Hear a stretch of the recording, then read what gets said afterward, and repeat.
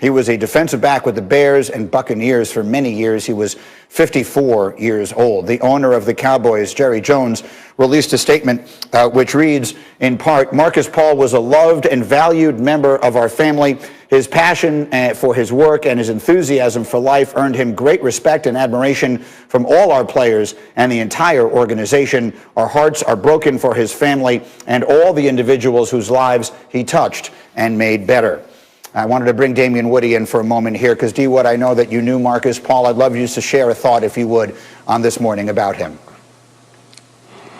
Yeah, Green, this is definitely this is a tough one, not only for me but for everyone that knew Markus Paul. And Markus was with me in New England. He was a man who showed me the road, taught me the right way to work, particularly just exercising and taking care of my body. And Greeny, you'll never come across a kind of more humble man than you would with Markus Paul, and just the lessons that he gave me, during the weight room, and because he played briefly in the National Football League, and to be able to pass that on to me, to a young man that was just starting out his career in the National Football League, for me, I'm forever indebted to Markus Paul, and my thoughts and prayers goes out to his family and to everyone that knew Markus Paul.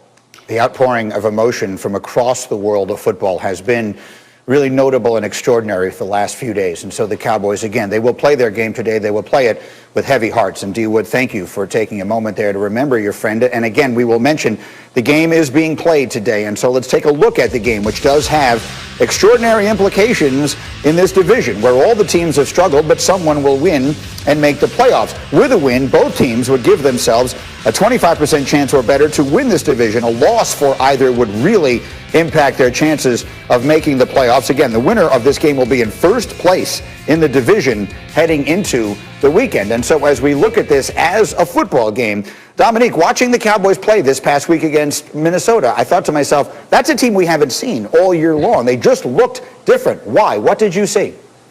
Yeah, I mean, they got some stops on defense. That was the big difference. I think that even back when Dak was healthy, the major issue was them being able to put together some consistent defensive plays. And they weren't outstanding. They were just pretty good on defense, which is all you need when you have the playmakers that they have on offense.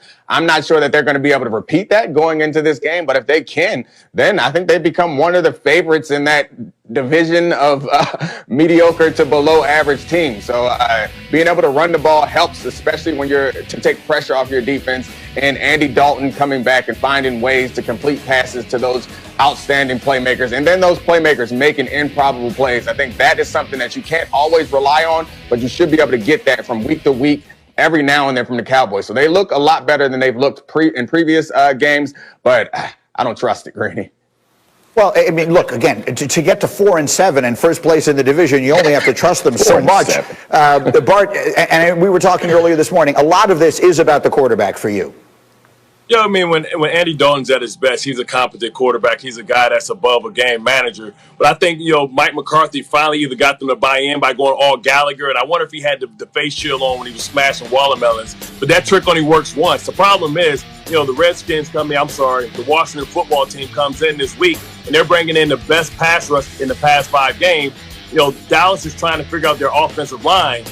And if Andy Dalton has to throw the ball more than 30 times, he's going to leave himself vulnerable as they're trying to shuffle out and figure who's going to be the right tackle, the left tackle. I think right now the time is right for Alex Smith. And what a story that would be, Alex Smith coming back and marching his team back to the postseason. He's the best quarterback left in this division, Greeny. Yeah, they've been an interesting story to follow. Zeke Elliott finally ran for 100 yards last week. They're 25-4 since he got there in games in which he does.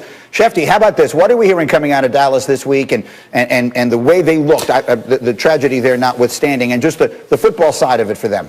Well, I think it's all about the emotion of today and how this team basically responds to the events of this week. When you lose somebody that you love so much and care about so much and are asked to play a football game just days later, that is challenging emotionally to do. Now, this has happened to this franchise before. You remember there was a player a decade ago or so that was killed right before a Thanksgiving game. The team responded, came out and played very well. And I think this team will have a lot on its mind. As you mentioned, the heavy hearts that they'll be playing with. And I think there's no way that can't impact the way they play today. And it's well said, and it will be interesting to see, again, so much more important than anything that happens on the football field today, but it is a very meaningful game in the division. Meanwhile, let's run the hurry-up, Shefty, and go through some of the other news around the sport, and let's start with the Texans and their injuries as they get set to play today.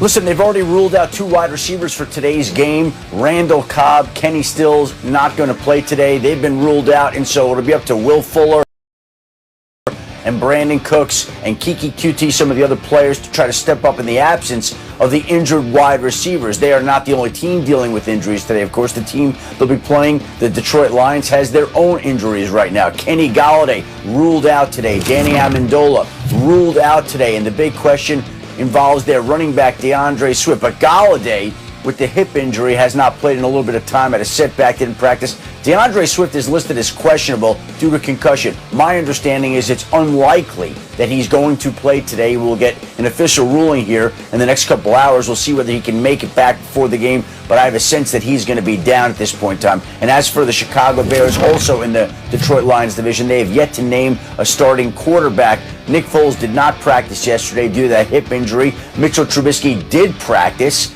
and so we'll see how they shake it out this week and what they decide to do. But if Trubisky's practicing on Wednesday and Foles is not, maybe that's the first hint and sign as to what's to come in Chicago as the Bears get ready for a big game against the Green Bay Packers on Sunday, Greeny. Yeah, we will talk a little more about that one later. We actually will play you what Matt Nagy said.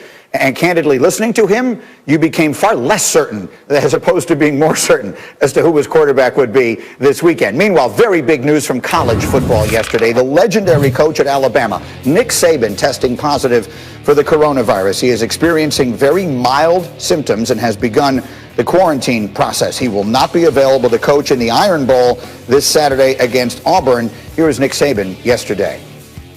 I have confidence in our coaches and our players that they'll be able to do what they have to do. I mean, we all got to live with the consequences of what happens, whether I'm standing there or not. So that's something I hope everybody realizes.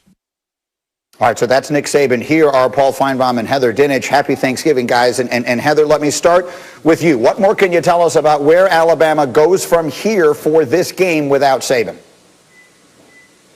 Well, Greeny, they go to offensive coordinator Steve Sarkisian. He's going to handle most of the day-to-day head coaching responsibilities in the football building.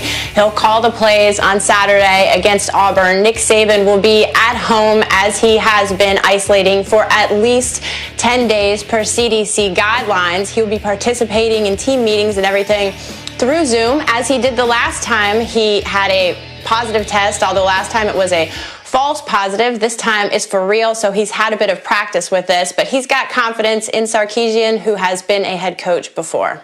Now, Paul, we look on the screen there, we see the number. I mean, Alabama's a 3-touchdown favorite and then some. But crazy things happen in rivalry games, and that's what this is, a rivalry game. How do you think his absence impacts this game? Greeny, I don't think it's going to have a big impact. And yes, this is a rivalry game. This is the Iron Bowl. And remember, Gus Malzahn, the Auburn coach, has won 2 out of the last 3 against Nick Saban. Find someone else who can make that statement, outside of Clemson, South Carolina. But beyond that, they have confidence in Sarkisian. As Heather said, he's been a head coach at Washington, at Southern